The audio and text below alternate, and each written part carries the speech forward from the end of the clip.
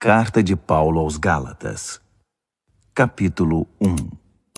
Eu, Paulo, com meus companheiros na fé, envio saudações às igrejas da Galácia.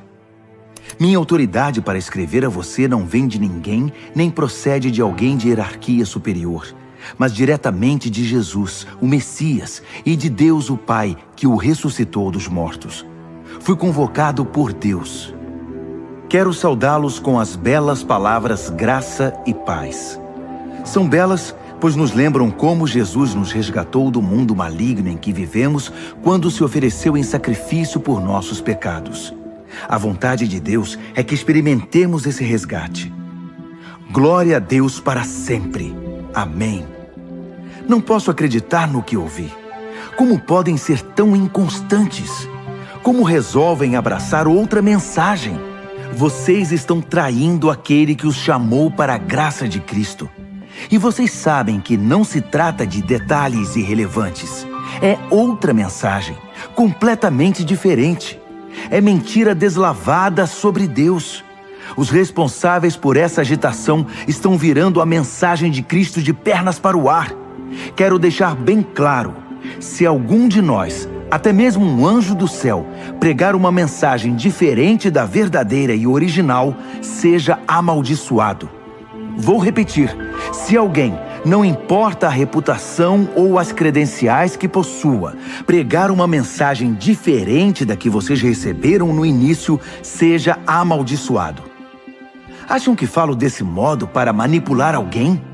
Ou para impressionar o próprio Deus? Ou para ganhar aplausos do povo? Se meu alvo fosse popularidade, eu não seria escravo de Cristo. Saibam que a mensagem que transmiti a vocês não é mero discurso motivacional. Eu não a recebi de nenhuma tradição, nem a aprendi em alguma escola. Eu a recebi diretamente de Deus e de Jesus Cristo. Estou certo de que vocês ouviram a história da minha vida quando eu vivia no judaísmo. Na época eu perseguia a Igreja de Deus. Meu objetivo era destruí-la. Ninguém me superava no apego às tradições dos nossos antepassados. Mas Deus tinha planos para a minha vida. Quando eu ainda estava no ventre da minha mãe, Ele me escolheu e me chamou por sua graça, cheia de generosidade. Por sua intervenção, revelou seu Filho a mim para que eu o anunciasse aos outros povos, os que não são judeus. Logo depois desse meu chamado, fui para a Arábia.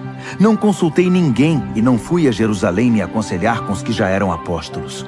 Mais tarde, voltei a Damasco. 3 anos depois, fui a Jerusalém para conhecer Pedro e saber mais sobre a fé. Foram apenas 15 dias, mas que dias aqueles! Com exceção de Tiago, irmão do Senhor, não vi nenhum outro apóstolo. Diante de Deus, estou falando a pura verdade. Então comecei meu ministério nas regiões da Síria e da Cilícia. Mesmo depois de todo aquele tempo, eu ainda não era conhecido nas igrejas cristãs da Judéia. O que sabiam de mim era apenas isto: aquele homem que antes nos perseguia, agora está pregando a mesma mensagem que tentou destruir. E como eles agradeceram a Deus e o adoraram por minha causa.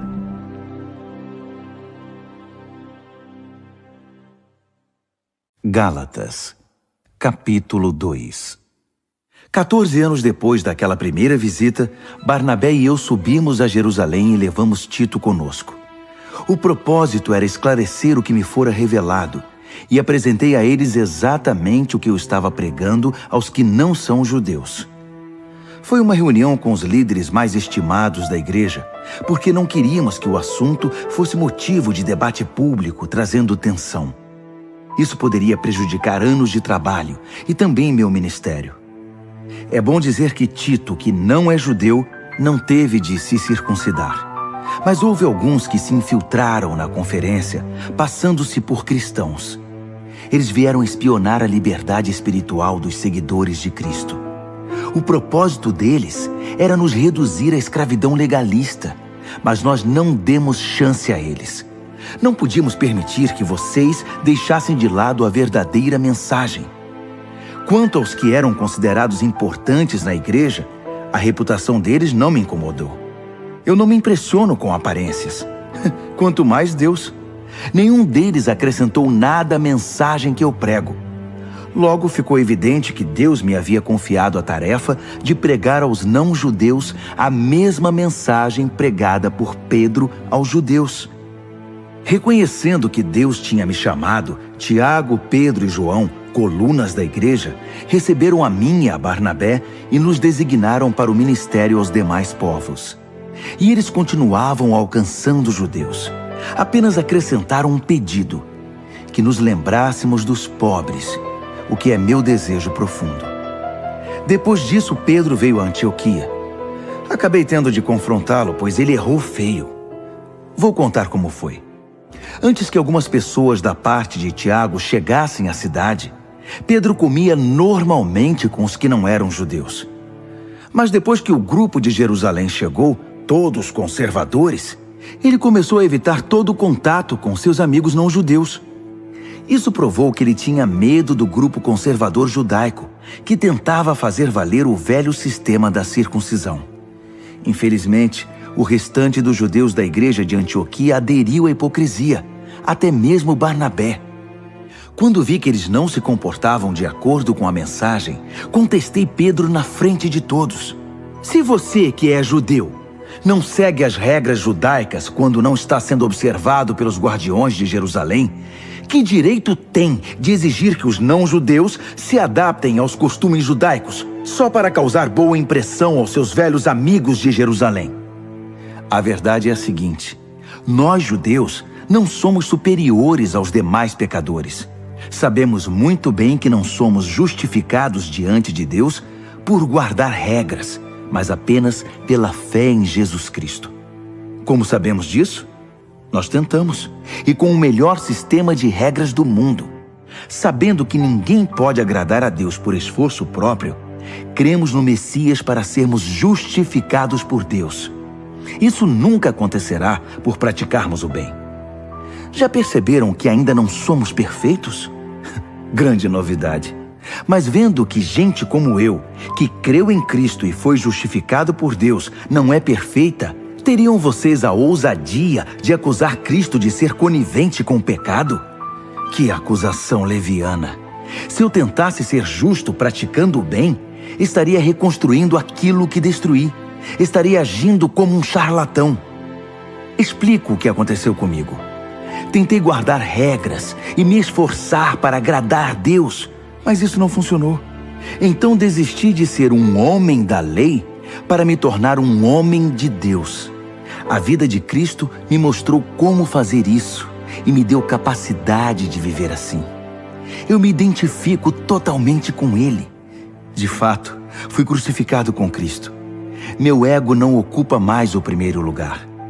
Pouco me importa parecer justo ou ter um bom conceito entre vocês. Não estou mais tentando impressionar Deus. Agora Cristo vive em mim. A vida que vivo não é minha, mas é vivida pela fé no Filho de Deus, que me amou e se entregou por mim. E eu não volto mais atrás. Não está claro que voltar para a velha religião de guardar regras e agradar os outros é abandonar a nova vida de relacionamento com Deus? Não posso desprezar a graça de Deus. Se é possível ter um relacionamento vivo com Deus apenas guardando regras, Cristo morreu em vão.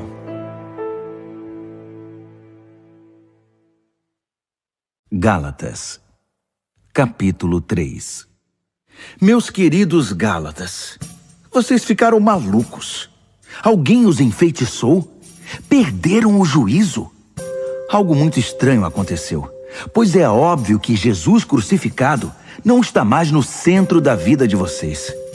E vejam que o seu sacrifício na cruz foi apresentado a vocês com muita clareza. Permitam-me perguntar, como começou a nova vida de vocês? Foi resultado do esforço para agradar a Deus? Ou foi por terem aceitado a mensagem de Deus? Pretendem continuar com essa loucura? É preciso perder o juízo para pensar que é possível completar por esforço próprio aquilo que foi iniciado por Deus. Se vocês não foram capazes o bastante para começar a obra de Deus, acham que podem aperfeiçoá-la? Será que tudo o que sofreram foi inútil? Cuidado, vocês podem perder tudo o que alcançaram. Respondam-me, será que Deus, que os presenteia com sua presença, com seu Espírito Santo, que realizou em vocês o que jamais conseguiriam fazer por esforço próprio, fez tudo isso por causa do esforço de vocês ou porque vocês confiaram a Ele esse trabalho? O que acontece com vocês não é diferente do que ocorreu com Abraão. Ele creu em Deus e esse ato de fé transformou-se numa vida justificada por Deus. Não é óbvio que quem deposita confiança em Cristo, mas não na lei, é como Abraão, filho da fé? Está previsto nas Escrituras que Deus justificaria os não-judeus pela fé. As Escrituras deixam isso muito claro na promessa feita a Abraão. Por seu intermédio, todas as nações serão abençoadas. Portanto, quem agora vive pela fé tem a mesma bênção de Abraão, que viveu pela fé. Não se trata de uma doutrina nova. É antiga e mostra que todo o que tentar viver a justiça por esforço próprio, independentemente de Deus, está destinado ao fracasso. As Escrituras resumem isso assim: maldito aquele que não consegue cumprir tudo o que está escrito no livro da lei.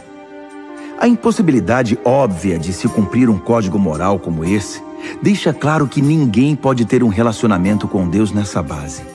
Só pode ter um relacionamento real com Deus quem aceita o caminho de Deus. Fazer alguma coisa por Deus é o oposto de deixá-lo fazer por nós. Abacuque disse tudo. Quem crê em Deus é justificado por Deus. E essa é a vida real. A observância das regras jamais chegará à vida de fé. A pessoa apenas perpetuará o hábito de guardar regras, o que se vê nas Escrituras. Aquele que faz estas coisas, observar as regras, continua vivendo por elas. Cristo nos redimiu dessa vida amaldiçoada de derrotas, quando Ele mesmo a absorveu. As Escrituras dizem: maldito é aquele que for pendurado num madeiro. Foi o que aconteceu quando Cristo foi pregado na cruz. Ele se transformou em maldição e, ao mesmo tempo, deu fim à maldição. Agora, por causa disso, está tudo resolvido. E vemos que a bênção de Abraão está disponível para quem não é judeu também. Todos agora podem receber a vida de Deus, o seu Espírito que está em nós e conosco quando cremos, exatamente como Abraão o recebeu. Amigos, permitam-me citar um fato do cotidiano para ilustrar a vida de liberdade de que estou falando. Quando o testamento de alguém é ratificado, ninguém pode anulá-lo nem acrescentar-lhe nada. É o caso das promessas feitas a Abraão e ao seu descendente. Observem que as Escrituras, na linguagem cuidadosa de um documento legal, não dizem aos descendentes, referindo-se a todos em geral, mas ao seu descendente. A palavra está no singular, referindo-se a Cristo. Quero explicar esse texto. Um testamento, mais tarde ratificado por Deus, não é anulado por um acréscimo anexado 430 anos mais tarde. A promessa contida no testamento não foi negada. O adendo, com suas instruções e regras, não diz respeito à herança prometida no testamento. Então, qual o objetivo desse adendo que chamamos lei? Foi um acréscimo às promessas originais contidas na aliança feita com Abraão. O propósito da lei era preservar um povo pecador na história da salvação até que Cristo, o descendente, viesse, herdando as promessas e concedendo-as também para nós. Evidentemente, a lei não foi dada num encontro direto com Deus, mas foi dada por anjos e por um mediador, Moisés. Se há um mediador, como havia no Sinai, então o povo não se relaciona diretamente com Deus, não é mesmo? Mas a promessa original é a bênção direta de Deus, recebida pela fé. Estaria então a lei contra a promessa? Seria uma negação da vontade de Deus para nós? Nunca. Seu propósito foi mostrar que não tínhamos um relacionamento de verdade com Deus. Ou seja, mostrar como é absurdo esperar que um sistema religioso consiga sozinho o que só é possível com fé, pelo cumprimento da promessa de Deus. Pois se observar regras pudesse trazer vida para nós, nós já a teríamos obtido. A questão é que, enquanto ainda não havíamos chegado a ponto de responder com fé ao Deus vivo, fomos devidamente guardados e protegidos pela lei mosaica. A lei era como aqueles tutores gregos, bem conhecidos de vocês, que conduzem as crianças à escola e as protegem de perigos ou distrações, certificando-se de que chegarão aonde devem ir. Mas agora que chegaram ao destino, não precisam mais desse tutor. Pela fé em Cristo, vocês têm agora um relacionamento direto com Deus. O batismo que receberam em Cristo não foi um simples banho, mas um novo começo. Vocês também passaram a usar novas roupas, roupas de adulto na fé, a vida de Cristo, o cumprimento da promessa original de Deus. Na família de Cristo, não pode haver divisões entre judeus e não-judeus, escravos e livres, homens e mulheres. Entre vocês, todos são iguais. Isto é, nós todos estamos em um relacionamento comum com Jesus Cristo. Agora que são a família de Cristo, vocês são também os famosos descendentes de Abraão, herdeiros de acordo com as promessas da aliança. Gálatas, capítulo 4. Permitam-me mostrar a vocês as implicações disso. Enquanto é menor de idade, o herdeiro não está em posição melhor que a do escravo. Ainda que legalmente seja dono da herança, estará submisso a tutores e administradores até a data estabelecida por seu pai para a emancipação. Assim acontece conosco. Como escravos, dependíamos dos dominadores deste mundo, sem autoridade sobre a própria vida, pois ainda não havíamos sido emancipados. Mas quando chegou o tempo estabelecido, Deus enviou-nos seu Filho, nascido de uma mulher, sob as condições da lei, para redimir os que estavam sob o domínio da lei. Assim fomos libertados para sermos filhos que têm direito à herança. Uma vez que fomos adotados como filhos, Deus enviou o Espírito do seu Filho ao nosso coração, o que nos dá o privilégio de chamá-lo Papai. Essa intimidade com Deus é para vocês que são filhos, não para escravos. E como filhos, são também herdeiros com pleno acesso à herança. Antes de conhecerem Deus pessoalmente, vocês eram escravos dos deuses, que nem deuses são. Mas agora que conhecem o Deus verdadeiro, ou melhor, agora que Deus conhece vocês, como podem se sujeitar novamente a esses pretensos poderes? É como temer o bicho-papão. E não é isso que vocês fazem quando observam tradições e superstições associados a datas e festas especiais? Será que foi em vão tudo o que fiz por vocês? Meus queridos, gostaria muito que se pusessem em meu lugar. Afinal, foi o que fiz quando estive com vocês. Como vocês foram sensíveis e gentis. Em nada me prejudicaram. Quando preguei para vocês pela primeira vez, estava doente e nem pude prosseguir jornada. Sei que não é fácil receber um hóspede doente, mas vocês me trataram tão bem como se eu fosse um anjo de Deus, ou como se estivessem recebendo o próprio Jesus. O que aconteceu com toda aquela alegria? Sei que vocês teriam me dado os próprios olhos se fosse preciso.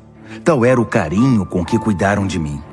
E agora, de uma hora para outra, parece que virei inimigo de vocês? Foi só por dizer a verdade? Não posso acreditar. Os pregadores de heresias tentam agradá-los de todo jeito. É pura bajulação. Eles querem acabar com a liberdade que a graça de Deus dá a vocês. O objetivo deles é fazê-los dependentes da aprovação e da orientação que pretendem dar. Querem apenas se sentir importantes. É muito bom que vocês sempre façam o bem, mesmo quando não estou por perto. Por que mudar de atitude para comigo quando estou longe? Querem saber como me sinto agora, até que a vida de Cristo seja uma realidade na vida de vocês? Como uma mãe em dores de parto. Como eu queria estar com vocês. Eu nem falaria nesse tom tão severo, abrindo o coração. E vocês que são viciados na lei, já deram pelo menos uma olhada no que ela diz? Abraão teve 2 filhos, um da escrava e outro da livre. O filho da escrava nasceu por uma iniciativa humana. O filho da livre nasceu pela promessa de Deus. A ilustração é clara. As duas histórias mostram dois modos de relacionamento com Deus. A primeira fala do Monte Sinai, na Arábia. Representa o que acontece em Jerusalém, uma vida escrava que produz escravos como descendentes. É o caminho de Agar. A segunda fala da Jerusalém invisível, uma Jerusalém livre, nossa mãe. É o caminho de Sara. Lembrem-se do que Isaías escreveu. Alegre-se, ó estéril, você que nunca teve um filho. Exulte e cante, você que nunca sofreu as dores do parto. Porque são mais os filhos da abandonada do que os filhos da mulher casada. Não está claro, meus queridos, que como Isaque, vocês são filhos da promessa? Nos tempos passados, Ismael, o filho nascido por iniciativa humana, perseguiu Isaque, o filho da promessa pelo Espírito. Não é o que vemos agora? A perseguição promovida pelos hereges de Jerusalém segue o modelo antigo. Há um texto nas Escrituras que nos diz o que fazer. Expulse a escrava e seu filho, pois o filho escravo não será herdeiro com o filho livre. Não somos filhos da escravidão, mas sim da liberdade que vem do Espírito. Gálatas, capítulo 5. Cristo nos libertou para viver uma vida livre. Permaneçam nessa liberdade. Nunca mais aceitem sujeitar-se a nenhum tipo de escravidão. Quero enfatizar o seguinte: no momento em que vocês se submetem à circuncisão ou a qualquer outro sistema de regras, o dom da liberdade que Cristo conquistou com sofrimento acaba desperdiçado. Repito, quem aceita o sistema da circuncisão troca a maravilhosa vida de liberdade em Cristo pelas obrigações da vida de escravo da lei. Creio que o que está acontecendo não era a intenção de vocês. Quem escolhe viver de acordo com seus planos religiosos, tentando ser justo, se desliga de Cristo e está fora da graça. Mas nós vivemos a expectativa de um relacionamento com o Espírito que satisfaz. Em Cristo, nem nossa religião mais criteriosa, nem a indiferença quanto a obrigações religiosas significam alguma coisa. O que importa é algo mais íntimo. A fé expressa em amor. Vocês estavam correndo muito bem. Quem os convenceu a se desviar do caminho da obediência? Por certo, não foi aquele que os convocou para a corrida. Por favor, não pensem que isso é insignificante. Basta um pouquinho de fermento para levedar uma grande quantidade de massa de pão. Lá no fundo, o Senhor me deu a certeza de que vocês não vão desistir. Mas aquele que está perturbando vocês, seja quem for, enfrentará o juízo divino. Saibam que o boato de que continuo a pregar a circuncisão, como eu fazia antes de encontrar o Senhor na estrada de Damasco, é um absurdo. Por que então eu ainda seria perseguido? Se eu pregasse a velha mensagem, ninguém ficaria ofendido. Omitir a cruz diluiria tanto a mensagem que ninguém se importaria. Quero saber por que esses agitadores tão obcecados pela circuncisão não se circundam totalmente. Poderiam se castrar. Não há dúvida que Deus chamou vocês para uma vida de liberdade. Mas não usem essa liberdade como desculpa para fazer o que bem entendem, pois assim acabarão destruindo-a. Em vez disso, usem a liberdade para servir o próximo com amor. É assim que vocês serão cada vez mais livres, pois o ensino da palavra de Deus resume-se numa única frase: ame o próximo como a você mesmo. Isso é que é liberdade. Se vocês vivem como cão e gato, vão acabar se destruindo. Querem perder a preciosa liberdade? Aqui vai meu conselho. Vivam nesta liberdade, motivados pelo Espírito de Deus. Só assim vencerão seus impulsos egoístas. Pois há em nós uma raiz de egoísmo que guerreia contra a liberdade do Espírito. Esta liberdade é incompatível com o egoísmo. São dois modos de vida opostos. Não dá para viver com os dois. Por que não escolhem o caminho do Espírito? Só por ele poderão fugir dos impulsos inconstantes de uma vida dominada pela lei. Todos conhecem o tipo de vida de uma pessoa que quer fazer o que bem entende. Sexo barato e frequente, mas sem nenhum amor. Vida emocional e mental detonada. Busca frenética por felicidade e sem satisfação. Deuses que não passam de peças decorativas.